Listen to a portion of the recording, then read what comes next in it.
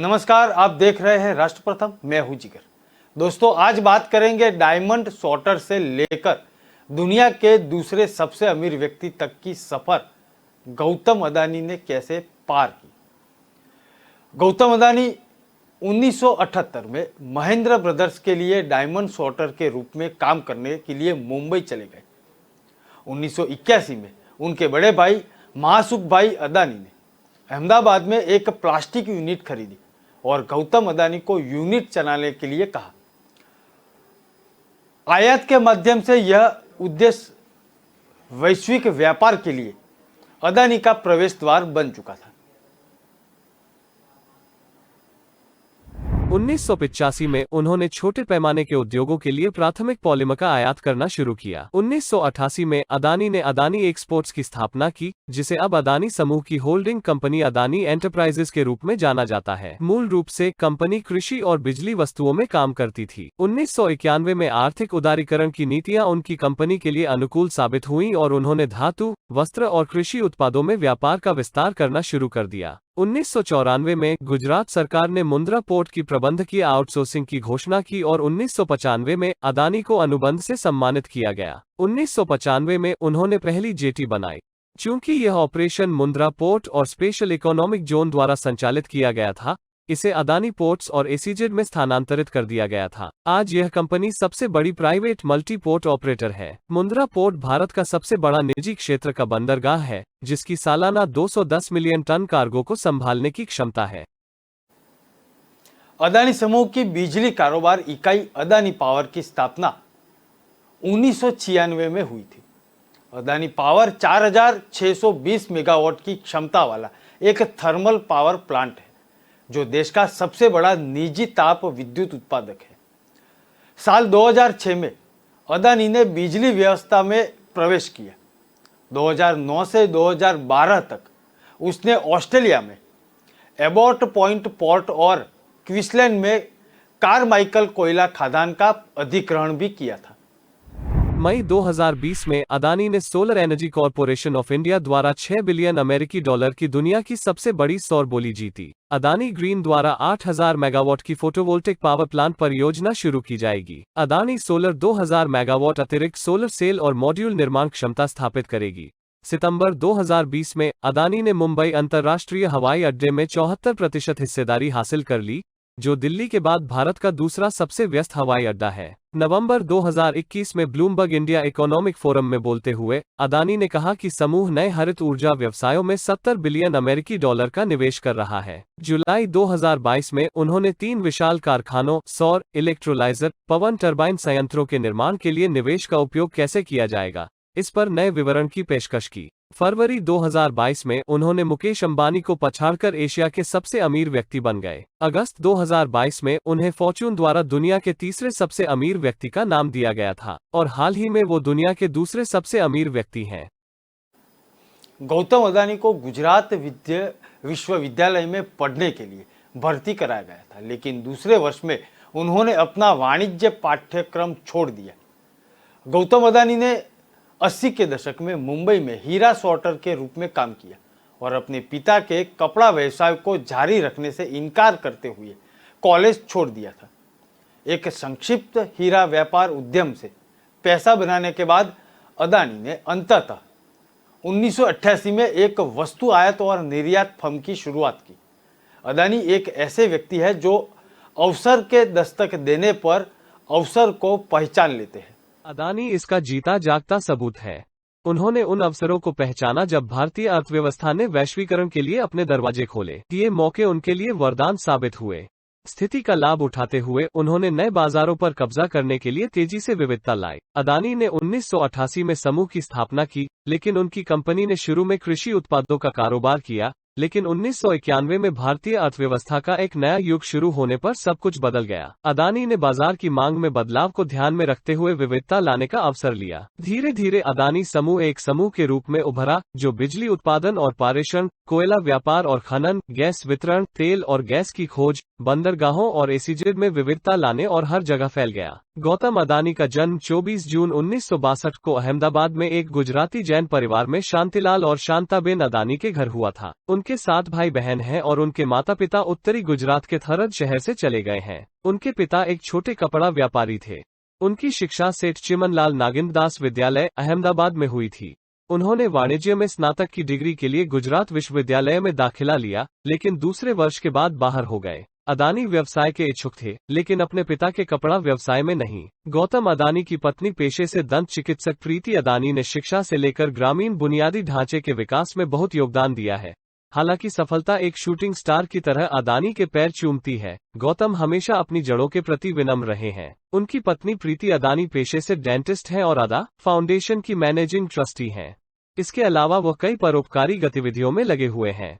Trust शिक्षा, स्वास्थ्य, ग्रामीण बुनियादी ढांचे के विकास, सतत आजीविका निर्माण और महिला सशक्तिकरण के क्षेत्रों में काम करता है। एक स्वनिर्मित अरबपति जिसके पास कोई शीर्ष बिजनेस स्कूल प्रशिक्षण नहीं है। मूल्य, नवाचार, निरंतर सीखना, अवसर का लाभ उठाना अदानी की सफलता की कहानी। गौतम अदानी के जीवन पर नजर डालें तो दुनिया के दूसरे अरबपति बनने का उनका सफर आसान नहीं था। वो सेल्फ मेड अरबपति हैं और इस मुकाम को हासिल करने के लिए उन्हें किसी और की तरह संघर्ष करना पड़ा है। लेकिन वे एक दूरदर्शी भी हैं, जिन्होंने जीवन में शुरुआती दौर में ही अवसरों का लाभ उठाना सीख लिया। गौतम अदानी के जीवन से आज की पीढ़ी बहुत कुछ सीख सकती है।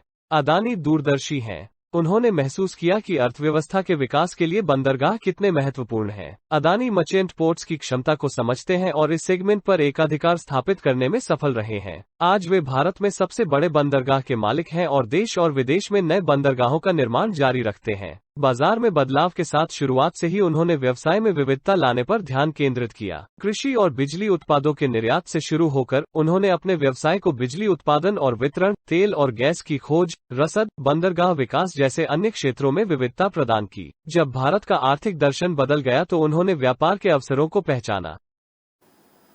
उन्होंने एक बार तत्कालीन रेल मंत्री नीतीश कुमार से मुलाकात की थी और रेलवे में बंदरगाहों को एकीकृत करने के महत्व को देखने के लिए राजी किया था। वह पोर्ट रेल लिंकेज नीति तैयार करने के लिए नीतीश कुमार को राजी करने में सफल रहे। इसी नीति ने बंदरगाह मालिकों को अपने स्वयं के रेल ट्रैक को निकटतम रेलवे हेड तक चलाने की अनुमति दी थी। गौतम अदानी ने एक शीर्ष बिजनेस स्कूल से परिष्कृत प्रशिक्षण नहीं लिया था। उन्होंने व्यापार की चालों को देखकर व्यवसाय सीखा, जिसने उन्हें आपूर्ति और मांग का महत्व सिखाया। वो एक उत्सुक पर्यवेक्षक है जो समझता है कि कहां अधिक मांग उत्पन्न हो सकती है और शुरुआती अवसरों को जब्त करने में विश्वास करता है। अदानी ने अपने बंदरगाह में 2 किलोमीटर लंबी हवाई पट्टी बनाई है, जो बड़े विमानों को संभालने में सक्षम है। यह भारत का एकमात्र बंदरगाह है जिसकी हवाई पट्टी है। वे हीरे और फार्मास्यूटिकल्स जैसे उच्च मूल्य, कम मात्रा वाले सामानों के परिवहन को संभालने के लिए इसे पूरी तरह कार्यात्मक बनाने की योजना बना रहे हैं। अदानी को मजबूत मूल्यों और बॉन्डिंग वाले शख्स के तौर पर जाना जाता है। उन्होंने कई मौकों पर टिप्पणी की कि सरकार से निपटने का मतलब यह नहीं है कि आपको रिश्वत देनी होगी। अगर आप अच्छा काम करते हैं तो सरकार आपके साथ खड़ी होती है। कोई भी सरकार विकास चाहती है। उनकी मजबूत व्यावसायिक समझ ने उन्हें दीर्घकालिक संभावनाओं और मुनाफे के लिए साथी व्यापारियों और प्रतिस्पर्धियों की मांगों को समझने के महत्व का एहसास कराया। उनकी शिक्षा ने अंततः उन्हें एकाधिकार स्थापित करने में मदद की। फोर्ब्स की दुनिया में अरबपतियों की सूची के अनुसार अदानी समूह के संस्थापक और अध्यक्ष गौतम अदानी दुनिया के दूसरे सबसे अमीर व्यक्ति बन चुके हैं। अदानी अपहरण और आतंकी हमले में बचे लोगों में से भी एक है। अदानी कॉलेज ड्रॉप आउट है। उन्होंने एक हीरा व्यापारी के रूप में अपना करियर शुरू किया। एक हीरा व्यापारी के रूप में सफल होने के बाद वो 1981 में एक चचेरे भाई की फर्म को पॉलीविनाइल क्लोराइड में व्यापार करने में मदद करने के लिए अहमदाबाद आए। उन्होंने 1988 में अदानी एक्सपोर्ट्स के तहत एक नया कमोडिटी ट्रेडिंग उद्यम शुरू किया, जो बहुत सफल रहा। 1990 के दशक के मध्य तक उनकी व्यावसायिक सफलताओं ने ध्यान आकर्षित करना शुरू कर दिया था, जिसमें अवांछित किस्म भी शामिल थी। धन और सफलता के साथ दूसरों से ईर्ष्या आती है। 1998 में एक दिन अपहरणकर्ताओं ने कथित तौर पर अदानी का अपहरण कर लिया और उसकी संपत्ति का फायदा उठाने की कोशिश की। पुलिस द्वारा दायर चार्जशीट के अनुसार 1 जनवरी 1998 को अदानी और शांतिलाल पटेल का बंदूक की नोक पर अपहरण कर लिया गया था, जब वे एक कार में कर्णावती क्लब से निकले और मोहम्मदपुरा रोड की ओर चल पड़े। आरोप है कि एक स्कूटर ने जबरन कार रोकी और फिर एक वैन में सवार लोगों का एक समूह आया और दोनों का अपहरण कर लिया। चार्जशीट में कहा गया है कि रिहा होने से पहले उन्हें एक कार में अज्ञात स्थान पर ले जाया गया। अदानी इस भयावह घटना के बारे में सार्वजनिक रूप से नहीं बोलते हैं, लेकिन लंदन के फाइनेंशियल टाइम्स द्वारा इस घटना के बारे में पूछे जाने पर अदानी ने केवल कहा, यह मेरे जीवन में हुई 2 या 3 बहुत ही दुर्भाग्यपूर्ण घटनाओं में से एक है। अदानी का अंडरवर्ल्ड डॉन फजल उर रहमान उर्फ फजलुर रहमान ने कथित तौर पर अपहरण कर लिया था। 2018 में अहमदाबाद की एक अदालत ने 2 मुख्य आरोपियों पूर्व गैंगस्टर फजलुर रहमान और बभोगीलाल दारजी उर्फ मामा को बरी कर दिया। रिपोर्ट्स के मुताबिक जहां रहमान को 2006 में भारत नेपाल सीमा से गिरफ्तार किया गया था, वहीं 2012 में दारजी को दुबई से गिरफ्तार कर दिया गया था। अदालत ने इन 2 मुख्य आरोपियों के अलावा 2005 में 6 अन्य आरोपियों को सबूतों के अभाव में बरी कर दिया था। अदानी के जीवन में अपहरण एकमात्र दुर्भाग्यपूर्ण घटना नहीं थी। 26 नवंबर 2008 को वह मुंबई के प्रतिष्ठित ताज होटल में डिनर कर रहे थे। उस वक्त तो होटल ताज पर आतंकियों ने हमला किया था। अदानी बेसमेंट में छिपे हुए थे। आतंकवादियों ने 160 से अधिक लोगों को मार डाला था। कमांडो द्वारा स्थिति को नियंत्रण में करने के बाद गौतम अदानी को सुरक्षित बाहर निकाला गया था। मीडिया रिपोर्ट्स के मुताबिक अदानी उस रात दुबई पोर्ट के सीईओ मोहम्मद शराफ के साथ वेदक्राफ्ट रेस्टोरेंट में डिनर कर रहे थे। तभी उन्होंने आतंकियों को होटल में घुसते, अंधाधुंध फायरिंग करते और ग्रेनेड फेंकते देखा। जैसे ही वो उठा, वो स्पष्ट रूप से देख सकता था कि आतंकवादी स्विमिंग पूल मार्ग की दिशा में गोलीबारी कर रहे थे। इसके तुरंत बाद होटल के कर्मचारियों ने अदानी सहित मेहमानों को बेसमेंट में जाने में मदद की। कुछ घंटे बाद जब बेसमेंट में दम घुटने लगा तो उन्हें ऊपरी मंजिल पर ताज चैम्बर हॉल में ले जाया गया। अरबपति के हवाले से एक रिपोर्ट में कहा गया, हम में से 100 से अधिक लोग थे और हर कोई उनके जीवन के लिए प्रार्थना कर रहा था। कुछ सोफे के नीचे छुपे हुए थे। मैं सोफे पर बैठकर उनसे कह रहा था कि भगवान में आस्था रखो। साथ ही मैं अहमदाबाद में अपने परिवार और होटल के बाहर अपनी कार में बैठे अपने ड्राइवर और कमांडो से बात कर रहा था। अदानी ने 26 नवंबर की पूरी रात ताज होटल के बेसमेंट और फिर एक हॉल में गुजारी। अगले दिन सुबह 8:45 बजे सुरक्षाकर्मियों ने उन्हें वहां से हटा दिया। उन्हें होटल के पिछले दरवाजे से बाहर निकाला गया।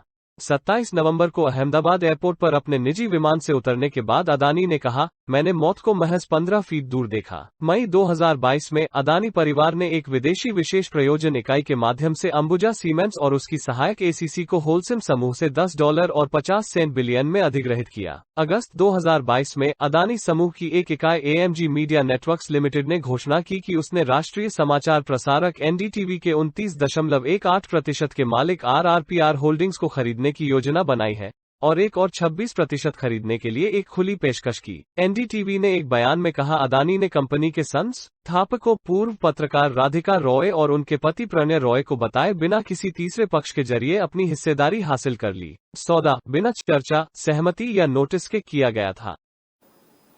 गौतम अदानी की प्रमुख संपत्तियों और कंपनियों ने भारत को ऊर्जा के मामले में आत्मनिर्भर राष्ट्र बनाने के कंपनी के उद्देश्य के बारे में एक विचार दिया। वेलस्पन एंटरप्राइजेस लिमिटेड के साथ इसका संयुक्त उद्यम भारत में प्राकृतिक गैस के भंडार की खोज और विकास के लिए काम कर रहा है। अदानी के पास लग्जरी प्राइवेट जेट से लेकर कारों और हेलीकॉप्टर तक है, जिनकी लंबी लिस्ट है। अदानी ज्यादातर अपने प्राइवेट जेट में ही ट्रेवल करते हैं। इसमें बॉम्बार्डियर, एक बीचक्राफ्ट और एक हॉकर शामिल हैं। कुछ रिपोर्टों के अनुसार उनके सबसे सस्ते प्राइवेट जेट की कीमत भारत में लगभग 15.2 करोड़ रुपए है। 3 आलीशान जेट विमानों के अलावा अदानी एंटरप्राइज के मालिक के पास अपनी छोटी यात्राओं के लिए 3 हेलीकॉप्टर भी रखे हैं। उन्हें अपने अगस्ता वेस्टलैंड AW139 हेलीकॉप्टर में सबसे ज्यादा देखा जाता है। उनके अन्य 2 हेलीकॉप्टरों के बारे में ज्यादा जानकारी नहीं है। हेलीकॉप्टर और जेट के बाद नंबर आता है अदानी के लग्जरी कारों की, जिसकी सूची काफी लंबी है। 3.5 करोड़ रुपए की रेड फरारी और एक शानदार BMW 7 लगभग 3 करोड़ रुपए की लागत उनकी 2 सबसे लोकप्रिय और व्यापक रूप से देखी जाने वाली कारें हैं। लगभग हर क्षेत्र में अपनी विशाल उपस्थिति के कारण अदानी एंटरप्राइज के पास ईंधन और अन्य सामग्रियों के परिवहन को सुनिश्चित करने के लिए लगभग 17 जहाज हैं। लेकिन लोगों की दिलचस्पी यह हो सकती है कि 2018 में गौतम अदानी ने अपने 2 नए खरीदे गए जहाजों का नाम अपनी भतीजी के नाम पर रखा।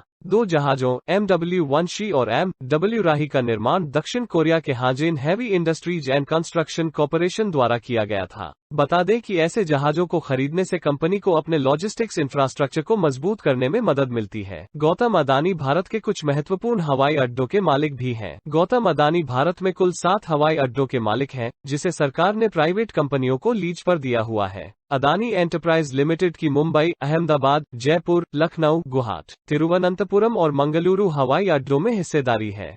अदानी ऑस्ट्रेलिया की सबसे बड़ी कोयला खदानों में से एक कार्माइकल खदान का मालिक है। रिपोर्ट्स के मुताबिक ऑस्ट्रेलियाई कोयला खदान अगले 3 दशकों तक सालाना दर से 1 करोड़ टन थर्मल कोयले का आयात कर सकती है। यह परियोजना 2010 में प्रस्तावित की गई थी, लेकिन यह जीवाश्म ईंधन के प्रतिरोध के एक हिस्से के रूप में दुनिया भर के पर्यावरणविदों के कानूनी तर्कों और विरोध में उलझ गई। अदानी ने 2021 में इस खदान से उच्च गुणवत्ता वाले कोयले का निर्यात शुरू किया था। अदानी पोर्ट्स एंड लॉजिस्टिक्स के मुताबिक कंपनी के पास पूरे भारत में कुल 13 पोर्ट हैं। इससे इसकी port operating company Adani ports and special economic zone limited Bharat की सबसे बड़ी निजी पोर्ट ऑपरेटिंग कंपनी है। इतना ही नहीं, कंपनी के पास एबॉट पॉइंट टर्मिनल पोर्ट भी है, जिसे 2011 में क्वींसलैंड सरकार से 99 साल की लीज पर हासिल किया गया था। गौतम अदानी की संपत्ति में बढ़ोतरी के पीछे की वजह शेयर बाजार में सूचीबद्ध उनकी कंपनियों के शेयरों की कीमत में तेजी आना है। पिछले 1 साल की बात करें तो अदानी एंटरप्राइजेस, अदानी पावर और अदानी ट्रांसमिशन और अदानी टोटल गैस के शेयरों में 100% से अधिक बढ़ चुके हैं। दोस्तों, विस्तार से खबरें पढ़ने के लिए आप हमारे वेबसाइट का भी प्रयोग कर सकते हैं। हमारे वेब का पता है www.kalamkartavya.com। हमारी कलम ही हमारा कर्तव्य है। देश दुनिया की खबरों को आप राष्ट्र प्रथम के साथ देखते रहिए। नमस्कार।